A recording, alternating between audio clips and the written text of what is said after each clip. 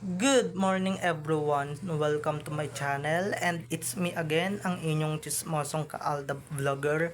So gusto ko munang magpasalamat sa inyong lahat sa mga walang sawang tumatangkilik, nanonood, sumusuport at sumusubaybay ng mga content ko here on my YouTube channel. So wag ninyong babaktawan o lalaktawan tong ating main topic ngayong araw. I'm sure na hindi ninyo pagsisasihan na pinanood nyo to mula umpisa hanggang hulihan. And syempre, huwag kayong mag-i-skip ng segment. Buuin nyo to start to finish, okay? Kaya ito na, dumako na tayo. Yes. At guys, huwag niyo pala kalimutan na i-share ng i-share ito para mas lalo tayong dumami here on my YouTube channel. So ito na, dumako na tayo sa ating main topic for today's video. Agad-agad, hindi lang talaga matanggap ng mga showbiz mafia or ng mga taga showbiz yung mga naninira sa dalawa, at lalong lalo na sa mga naninira kay Main, na si Main lang talaga ang nakauunawa sa mood swings, sa good at bad mood ni Alden Richards. So eto na guys, watch this, mamaya ipapaliwanag ko sa inyo ng buong buo. So eto na guys, watch this.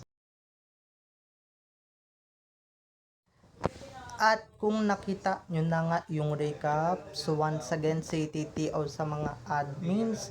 So eto na, dumako na tayo sa ating main topic for today's video. Tanging si Main lang talaga ang nakauunawa sa mood swings ni Alden.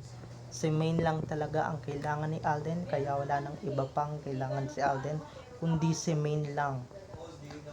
Wala nang iba pang babaeng kailangan i-include.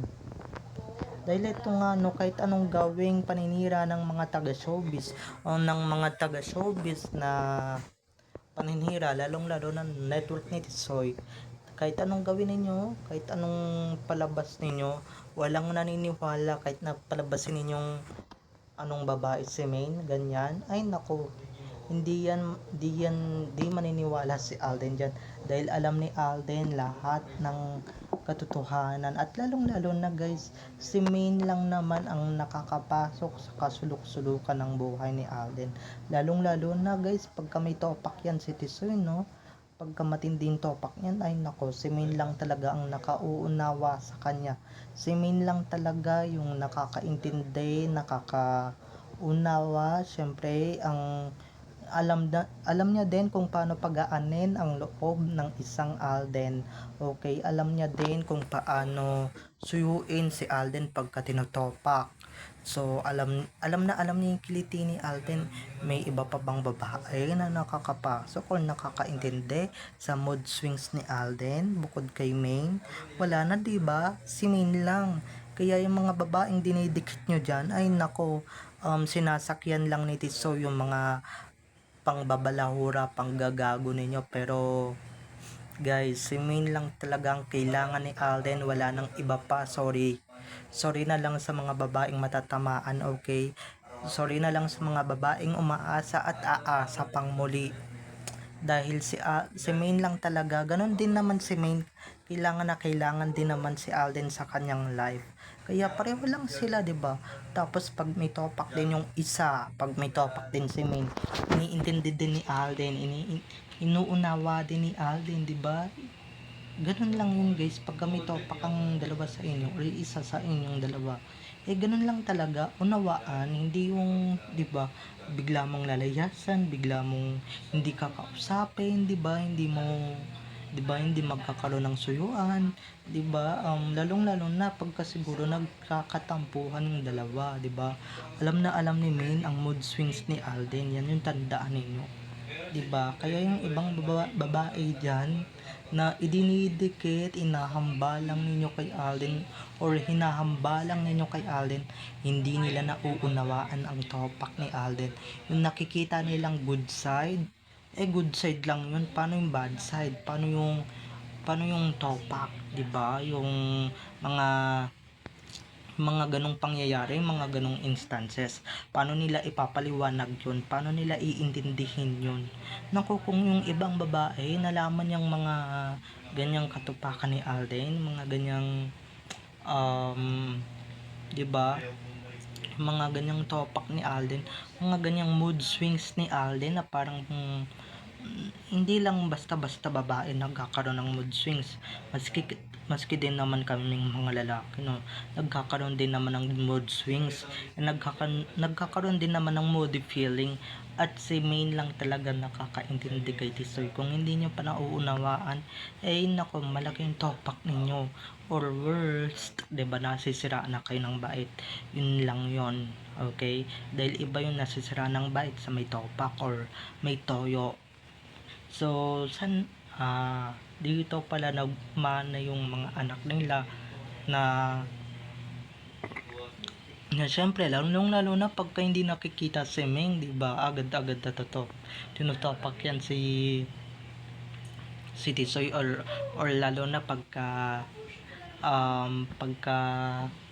hindi sinasagot ni Main yung mga tawag dito Tisoy, at pag busy si Main or nagbibisi-bisihan, hindi niya talaga nasasagot yung tawag ni Tisoy or nare-reject niya talaga, di ba, agad-agad na iinit ulo niyan, agad-agad na o kaya pagka hindi sila nagkatabi sa kama or magkahiwalay silang matulog, magkahiwalay yung kanilang upuan sa iisang table, ay naku, talagang tutupakin yan, mawawala ng ganang kumain yan si Tisoy, mawawala ng gana yan magtrabaho, lalong lalo na pagka nadala niya sa trabaho yung pagiging topakin niya, or else pagka may mga tampuhan sila, may mga instances silang ganun ni Main, di ba, nadadala niya minsan sa trabaho, kaya minsan nagni-ninja moves, or di ba,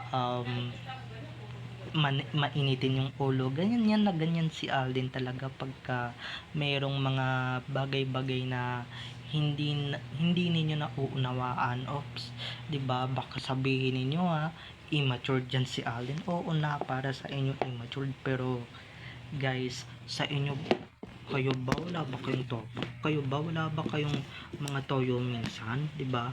May kasabihan nga, don't judge the book by its cover, pero kayo naman din tong mapanghusga, 'di ba? Kayo din naman tong pala judge and pala decide, 'di ba? Hindi man kayo palibhasa, hindi ninyo nauunawaan yung nafe-feel ni Alden, na 'di ba, takot mag-isa, na 'di ba, feeling niya 'di ba, pagka lalong-lalo na siguro guys, mga instances na pagka si Ming umuwi ng Bulacan, 'di ba? Pag umuuwing Bulacan si Ming at pagka tinatawagan niya si Ming, ay nako, mapapansin nyo na lang yan si Alden palakad-lakad sa iisang ganito, iisang pabang ganyan na parang model, di mapakali, parang aligagaba, 'di ba? Parang hindi mapakali, hindi siya matahimik hanggat hindi niya nakakausap yung misis niya. Ganun siya pagka hindi sila nagkakaunawaan minsan. Kaya si Ming talaga, malawak ang pag-unawa niyan, and syempre malawak ang kaisipan niyan. Pero yung kung iba yan, ay nako, takot na lang kayo, 'di ba? Lalong-lalo na pagka nanigaw si Alden, ay nako, kung yung ibang babae yan ay hindi na inintindihan, hindi na inano yan, talagang hindi na binalikan, talagang lalayasan na talaga yan ng bonggang-bongga, 'di ba? At sasabihan pa yan ng sobrang immature, 'di ba? Pero walang-wala kay Ming, talagang si Ming, iniintindi niya talaga yung one and only great love niya, yung kanyang minamahal, yung kanyang iniibig. Syempre, ganyan lang yan, lalong lalo na pagka mainit din yung ulo ni Ming, ganyan din naman yung ginagawa ni Tisoy, 'di ba? Sinusuyo, syempre pinapakalma, 'di ba? At sabihin ano gusto, tapos 'di ba, ganun din naman si Tisoy. So palitan lang sila, or kaya palitan lang sila ng kanilang mga anak, 'di ba? Pagka hindi sila tinotopak, it's either si Tay tinotopak, si Playmate, or si Baby Liit. Okay, na alam ko na kung kanino talaga nagmana itong mga to, 'di ba? Pero pag nagalit si Claymate, wag ninyong gagalitin yan na. Naku, talagang dyan nagmana yan.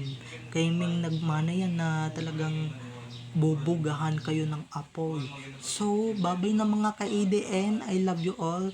Have a nice day. Keep safe and God bless everyone. Don't forget to subscribe to my YouTube channel. And syempre, wag ninyong kakalimutan na i-click ang notification bell. Bye-bye everyone. I love you all. Kaya kung hindi ninyo matanggap yan, mga taga showbiz, wala na kaming magagawa, 'di ba? Wala na rin kayong magagawa dahil mahal ni Alden yan si Ming. Talagang handa niyang ipaglaban si Ming kahit anuman ang nakaharang, si Batman yan or kahit sino mga ang nakaharang, handa niya talagang ipaglaban kahit management pa nila ang humarang sa kanilang pagmamahalan. 'Di ba? That's what yan yung tinatawag na pag-ibig, okay? Yan yung tinatawag na pagmamahal. Kahit harangan ka man ng sibat, 'di ba? Kahit harangan ka pa ng management mo, wala kang pakialam, wala na silang magagawa. Mahal mo yung tao at syempre handa mong ipaglaban yung tao. Yun lang talaga ang masasabi ko mga ka-ADN. So, bye-bye na. I love you all. Enjoy watching everyone. Thank you everyone. Bye-bye.